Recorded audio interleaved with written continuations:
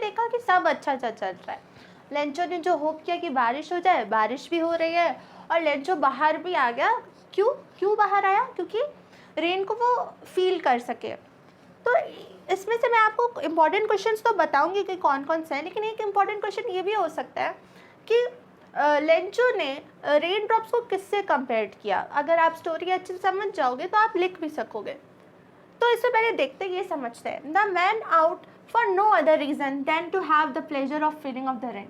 अगर एक क्वेश्चन आया कि लेंचो क्यों बाहर आया था, कोई दूसरे रीज़न के लिए नहीं आया था, बस वो pleasure of feeling the rain, यहाँ बारिश हो रही, वो खुश था इसलिए बाहर आया था। And he return he explain these aren't rain drops falling from the sky, they are new coins. जब वो एक्साइटेड था, वो खुश था कि बारिश हो रही है, वो बाहर आया, उसने रेन ड्रॉप्स को फील किया अपनी बॉडी में, वो अंदर जाता है और अपनी फैमिली को बोलता है कि ये बारिश की बूंदें नहीं हैं, ये जो आसमान से गिर रही हैं ये न्यू कॉइन्स हैं।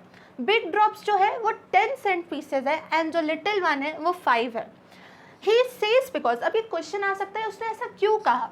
He says so because these rain drops would ensure a good crop which on seeing which would eventually get them a lot of money।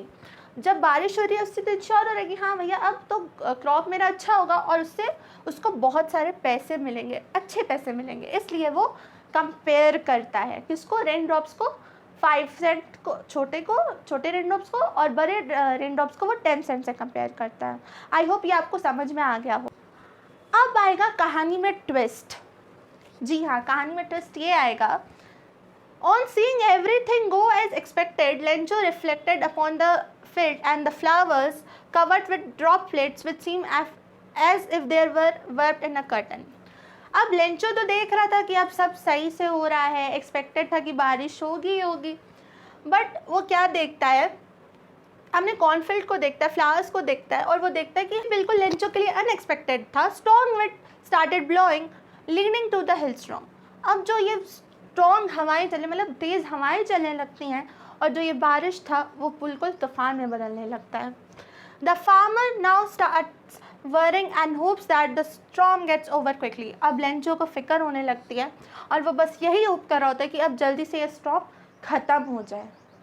But क्या होता है, ये नहीं ख़त्म होता है। जो कि तूफ़ान होता है, the hell continued for an hour. ये क्या होता है, 1 घंटे तक ये तूफ़ान चलता रहता है, और हेल स्टोन्स जो होते हैं वो बिल्कुल कवर कर देते हैं पूरे इंटायर वैली को, उसके घर को भी, गार्डन को भी, हिल साइड को भी, और उसके कॉर्नफील्ड को भी। किससे कवर कर देते हैं, हेल स्टोन से। और it made every look so white that it seemed as if it was covered in salt. अब सब इतना वाइट दिख रहा था कि लग रहा था सब चीज़ सॉल्ट से ढक गया। The hell continued for an hour. 1 घंटे तक ये तूफान चला, और इतना चला कि सब बर्बाद हो गया। ये तो हमने देख लिया कि जितने भी उसके क्रॉप्स थे और जितना भी कॉर्नफील्ड था सब डिस्ट्रॉयड हो गया था ड्यू टू हेलस्टॉर्म। तूफान के चलते सब खराब हो गया था। Lencho become stressed and disappointed as everything went against the plan. Lencho तो बहुत खुश था ना कि मेरे इस बार जो भी है मेरा कॉर्नफील्ड बहुत अच्छा होगा, प्रॉफिट होगा, बस एक होप कर रहा था बेचारा कि थोड़ा बारिश हो जाए। बट उसका जो प्लान था वो तो पूरा अगेंस्ट ही हो गया। वो जो बारिश था वो तूफान में बदल गया, तो उसके चलते लेंचो बहुत स्ट्रेस था और डिसअपॉइंटेड था। भी नहीं बची थी, लीफ भी नहीं बची थी, इतना बुरा हेलस्टॉर्म आया था। The corn was totally destroyed. जितने भी कॉर्न थे सब खत्म हो गए थे, टोटली डिस्ट्रॉयड हो गए थे। हमने देखा था जब हमने स्टार्टिंग किया था कि कॉर्न का जो फील्ड था बहुत अच्छा कॉर्न इस बार हुआ था उसका, और डॉटेड फ्लावर्स थी जो बताते थे कि इस बार अच्छा हार्वेस्ट होगा, वो सब खत्म हो गया था। The flowers were gone from the plants. जो फ्लावर्स थे इतने अच्छे वो सब चले गए थे। लेंचो's soul was filled with sadness. अब लेंचो को बहुत बुरा लग रहा था, उसका जो भी बहुत उदास था वो। When the storm had passed, he stood in the middle of the field। जब स्टॉर्म ख़त्म हो गया, वो लेंचो जाता है अपने फील्ड में और एकदम बीचों बीच जाके खड़ा होता है। And said to his sons, और अपने जो बेटे हैं उसको बोलता है, the effect of the storm proved to be worse than that of crop destroying insects. जो ये स्टॉर्म का इफ़ेक्ट है वो इससे भी बुरा, सबसे बुरा है, जितना कि क्रॉप से कंपेयर करता है क्रॉप डिस्ट्रॉइंग इंसेक्ट से। जो कुछ कीड़े होते हैं ना जो क्रॉप को ख़राब कर देते हैं, वो कहते हैं इससे भी ज़्यादा स्टॉर्म ने हमारा ख़राब कर दिया। All there hard work had gone in when. जितना भी वो हार्ड वर्क किया था, उसको, आपको सबको पता है कि एक फार्मर को कितना हार्ड वर्क करना होता है, उसको टाइम टू टाइम पानी देना होता है, उसको अच्छे से क्रॉप डिस्ट्रॉइंग इंसेक्ट से बचाना होता है, उसने इतना हार्ड वर्क किया था, सब खराब हो गया।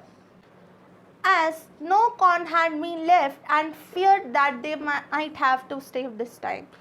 उसको लेंचो को बहुत हेल्पलेस फील हो रहा होता है क्योंकि उसका कोई भी कॉर्न नहीं बचा था और उसको ये डर होता है कि feared that they might to starve this time. उसको लगता है कि अब इस बार हम लोग को भूखा ही रहना पड़ेगा क्योंकि कोई भी कॉर्न नहीं बचा था, सब बर्बाद हो गया था।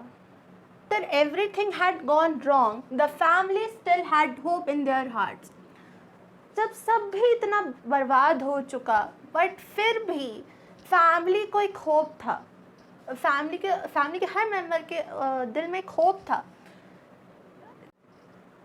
फैमिली के पास अब कुछ भी नहीं बचा था। They had faith in the Almighty even after nothing was left. They give hope each other and support and recalled a saying which assures that no one ever dies from hunger. उन लोग के पास कुछ भी नहीं बचा था लेकिन उन लोग के दिल में फिर भी होप था कि एक दूसरे को सपोर्ट किए वो लोग और होप दे एक दूसरे को कि कोई भी भूखा नहीं मरता है। Lencho spent his entire night thinking of the only option left. Lencho पूरा रात बस एक ही चीज़ सोचता रहा कि बस अब एक ही ऑप्शन बचा है और वो ऑप्शन क्या था? वो ऑप्शन था and that was to seek the help from the god. एक ही ऑप्शन उसके पास बचा था कि अब हम भगवान से मदद लेंगे, यानी गॉड से मदद लेंगे। He thought of writing a letter to god conveying his situation. वो सोचता है कि हम लेटर लिखेंगे गॉड को और अपना जो भी सिचुएशन हुआ है मेरे साथ वो हम उनको बताएंगे। Despite spending all these years working at the farm he still knew how to write. पूरे साल तो वो कॉर्न फील्ड में ही काम करता रहता था बट उसको पता था कि कैसे लिखा जाता है। He started writing on the Sunday morning. Sunday morning को वो लिखना शुरू करता है and thought of mailing it himself by going to town. वो सोचता है मैं टाउन में जाऊंगा और खुद से जाके मेल बॉक्स में डालूंगा। वो लिखता है कि भगवान अगर आप मेरी मदद नहीं करेंगे मैं और मेरा पूरा परिवार इस साल भूखे रह जाएंगे, इसलिए मुझे 100 पेसोस दो ताकि मैं फील्ड अपना फिर से सो कर पाऊँ और in order to sow my field again and to live until the crops come and ready to harvest. मैं अपने फील्ड में कॉर्न ग्रो कर सकूं और तब तक जी सकूं जब तक मेरे क्रॉप्स दोबारा ना आए और रेडी टू हार्वेस्ट ना हो। वो एनवेलप पे लिखता है, on the envelope he wrote to god. Envelope पे लिखता है to god, then at the post office पे वो placed stamped on the letter, stamp लगाता है and dropped in the mail box और मेल बॉक्स में डाल देता है।